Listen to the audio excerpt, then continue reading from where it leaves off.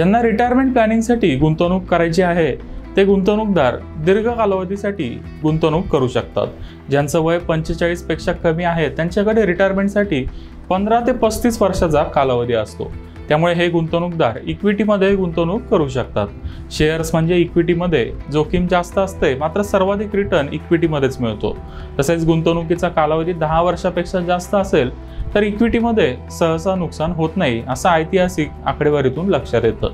त्यामुळे रिटायरमेंटसाठी गुंतवणूक करायची असेल आणि आपलं वय 45 पेक्षा कमी असेल तर इक्विटी हा आपल्यासाठी सर्वोत्तम पर्याय आहे।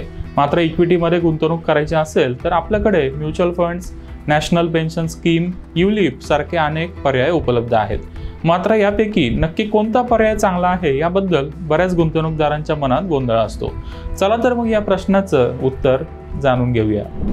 म्युच्युअल फंड्सचा सर्वात मोठा फायदा म्हणजे यामध्ये गुंतवणुकीचे अनेक पर्याय उपलब्ध आहेत।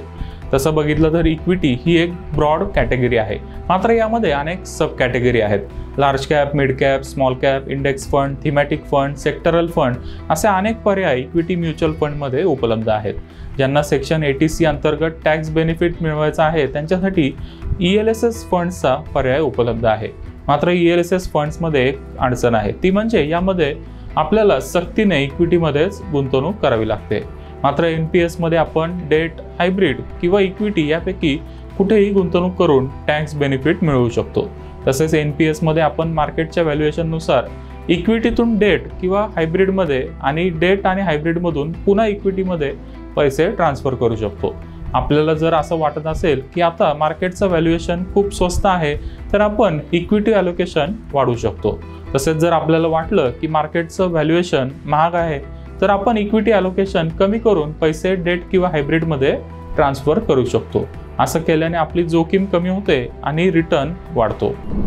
NPSचा आणखी एक फायदा म्हणजे यामध्ये आपण ॲक्टिव्ह आणि ऑटो यापैकी कोणताही एक गुंतवणुकीचा पर्याय निवडू शकतो।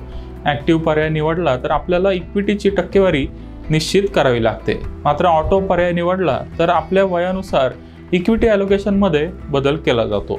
यामुळे जसजसं आपलं वय वाढेल तसं आपलं इक्विटी ॲलोकेशन ऑटोमॅटिकली कमी होत जाईल। असा पर्याय सध्या तरी म्युच्युअल फंड्समध्ये उपलब्ध नाहीये। NPSचा आणखी एक फायदा म्हणजे यामध्ये असणारा लॉक इन कालावधी। आता तुम्ही म्हणाल की लॉक इन कालावधी असणं हा फायदा कसा काय आहे, यामागे लॉजिक आहे ते समजून घेऊया। आपण रिटायरमेंटसाठी गुंतवणूक चालू तर करतो, पण आयुष्याच्या प्रत्येक टप्प्यावर आपल्याला पैशाची गरज भासते। नवीन घर असेल, मुलांचं शिक्षण, मुलांचं लग्न किंवा मेडिकल इमर्जन्सी यासारख्या असंख्य कारणांसाठी कधीही पैसे लागू शकतात। यासाठी जर आपण पैसे काढले तर आपल्याकडे पुरेसा रिटायरमेंट फंड जमा होणार नाही। असं झाल्यास रिटायरमेंट नंतर आपण अडचणीत येऊ शकतो। म्हणूनच रिटायरमेंटसाठी राखीव असलेल्या पैशाला आपण शक्यतो हात नाही लावला पाहिजे। NPS मध्ये लॉक इन कालावधी असल्यामुळे यातून पैसे काढणं म्युच्युअल फंडपेक्षा तुलनेने अवघड आहे। NPSचा आणखी एक फायदा म्हणजे यातून आपण रिडेम्पशन केलं तर कोणताही टॅक्स भरावा लागत नाही।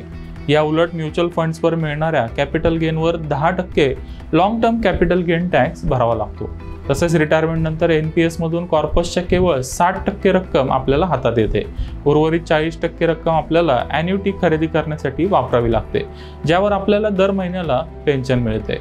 आपल्या पश्चात नंतर ती रक्कम आपल्या वारसांना दिली जाते। एकंदरीत विचार केल्यास म्युच्युअल फंड्स आणि NPS या दोन्हीचे आपापले फायदे आहेत, त्यामुळे आपण ह्या दोन्ही ॲसेटमध्ये गुंतवणूक केली पाहिजे।